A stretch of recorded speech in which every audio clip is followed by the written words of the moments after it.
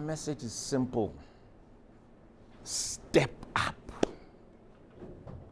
Step up because you're a leader we've been waiting for in this industry. This industry is going through challenges and difficulties. Some of us who've been leading in this industry, we know that. And that's the reason why we decided that it's important that we start a program like this, and we specifically call it leadership program, not an engineering program, not a petroleum geology program. You can get that at University main campus or engineering.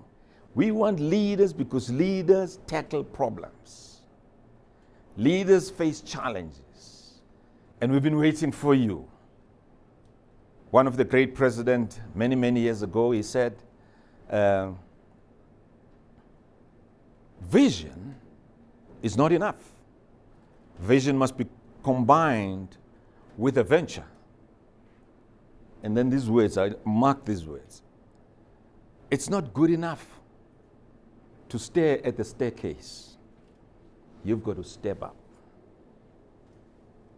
And I'm challenging you today that it's not good enough for you to look at this industry and say, I'm going to go, and you're looking and you're staring. You've got to step up.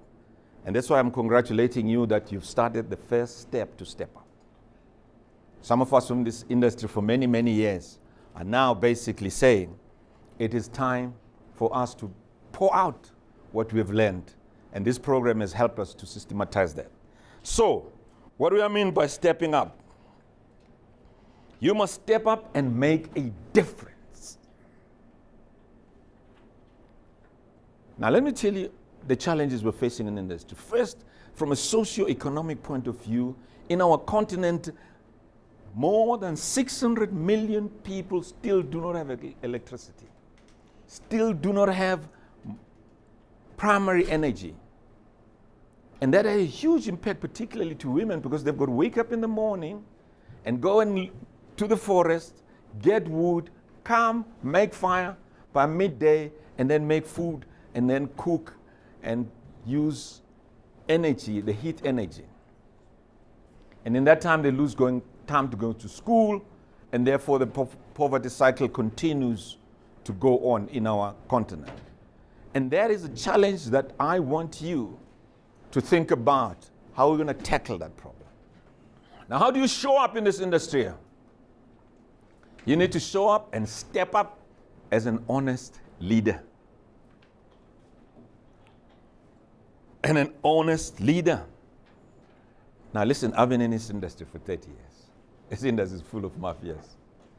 This industry is full of crooks. This industry is geopolitical. Wars get started based on this industry. People get killed because of this industry. The Libyan war is fought off because of that industry. Middle East is in a state of chaos because of this industry. And that's high level. But at low level, you know, those who are in oil industry, I mean, there's so much fraud going on. Because a tank of fuel is a black gold. There's so much crime in this industry. And it's perpetrated by leaders in this industry.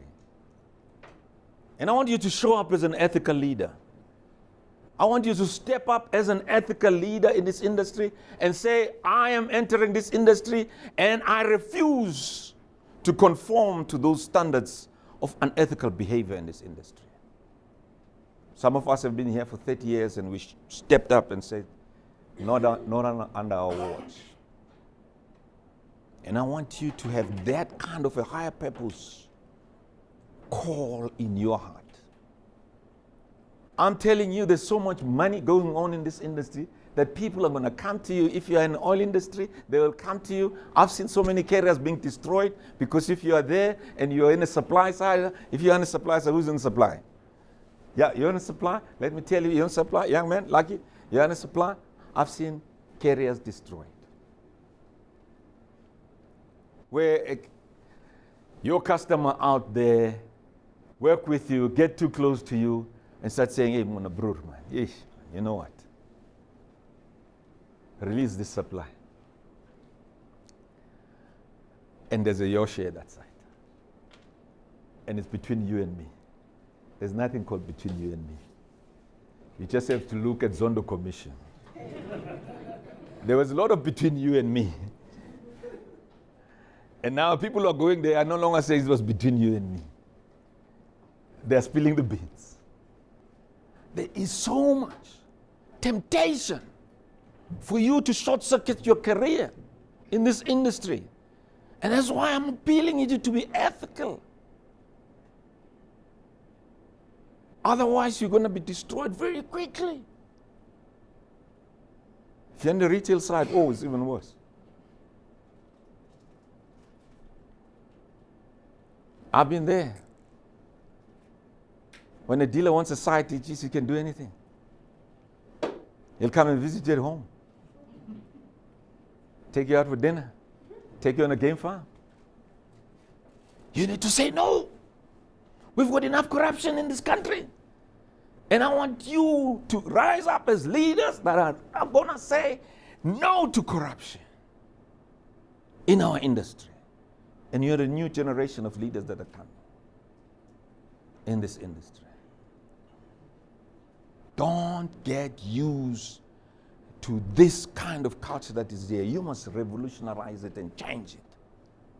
And let's be an industry that is going to be known that in this industry, it's only people who are ethical and honest and open and transparent. The next one is a leader that continuously learns. Let me tell you, I'm 30 years in this industry. I'm still learning. Learning new things. I'm very teachable. You need to have a teachable spirit. There's so much to learn in this industry. Energy industry, different value chains. And now your job is not only to learn your space, whether you're in gas, oil, renewable, is how they integrate.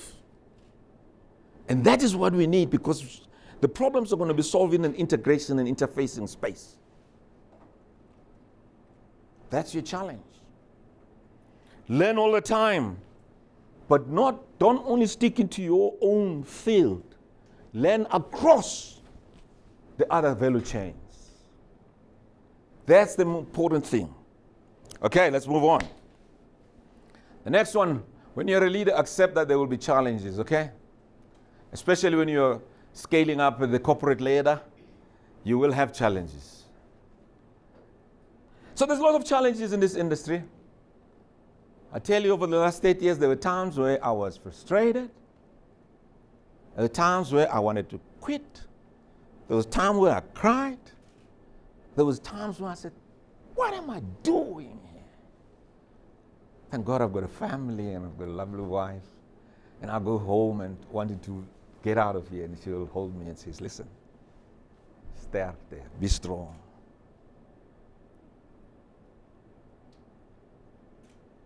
Challenges make people great. Nelson Mandela had to take a challenge of 27 years in jail. Came out and became the greatest icon on earth. You know, one decision that was ever taken by the United Nations where there was never abstention, there was no objection, it was when on a resolution that was on the table to decide to dedicate an international day of Nelson Mandela. It was passed at the UN without abstention or objection. Greatest icon on earth. Took 27 years of challenge. So challenges will make you great. I know that. Let's move very quickly. Have courage and confidence.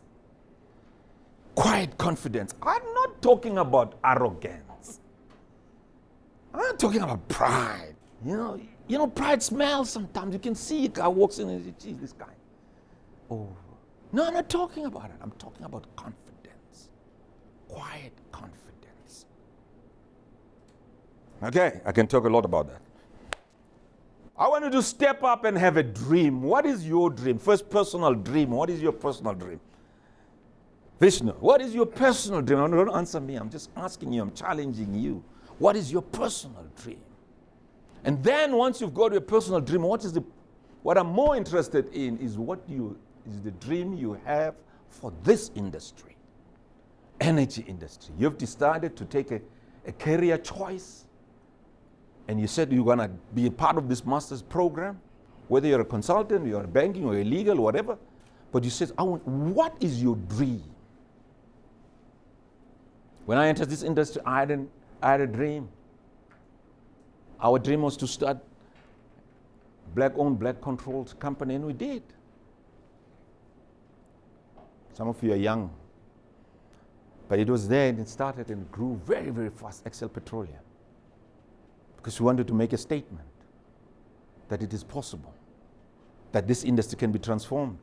But we also had a dream to transform the industry itself. Rod is not here, but if you don't know in the liquid fuels industry, just go and look at the first liquid fuels charter, which started the journey of the transformation of this industry. Maybe you need to write a thesis, your thesis about that. The journey of the transformation industry in this.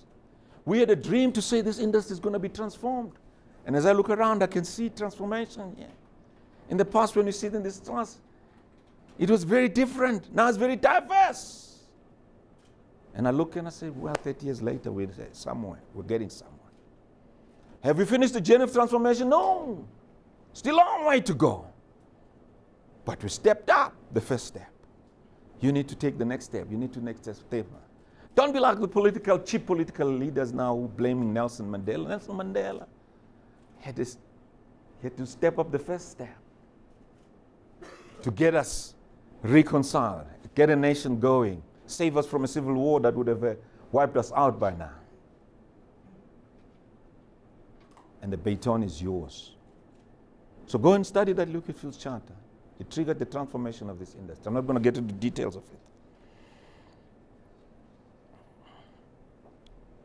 We also had a dream. That's why I'm so excited today. The dream that one day, we will start an Africa Energy Leadership School. We dreamt it. We conceptualized it. We thought about it. And I'm so glad to see it happening today. And you're part of that history. And it's going to be the prestigious school of energy in the whole continent. And our kids and our grandchildren are not going to run out to Oxford or run to France and run all over Europe to go and study to be leaders in energy. They will be here, and you are part of that. And you, when you finish, you must come and do what I'm doing here. Are you promising? That's the dream I have. When you reach my age, you start thinking about not only yourself, but what's the next generation of leaders going to be. Now let's be practical a little bit. Step up and take care of your health. I'm sure sometime in your program you learn a lot about how to look after this little body that you have. It's very fragile. The reason you need to take care of your health, exercise, eat well, make sure you keep your body. I'm not a good example here. I'm working very hard. But I'm working very hard.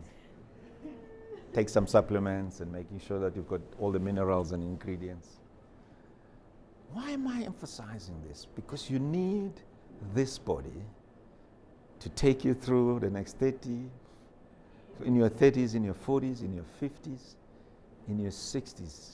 Because in your 40s and in your 50s and 60s, that's where you may make maximum impact.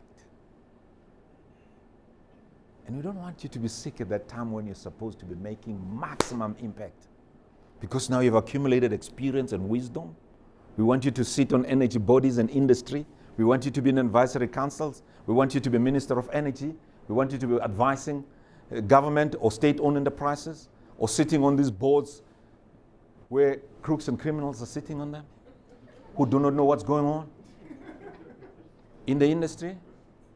We need you there. But you need to be healthy and strong. Last two now. Know that you can't do this alone. Step up. This is not a lonely sport. You know, individual sports is not an individual sport. This is not tennis. You know, Serena Williams win alone. This is not golf, where you play alone. This is a soccer team. You got to play as a team. This is a rugby team. This is a cricket team. It's a team sport. Team sport needs that you become a team player. You can't solve these complex problems alone.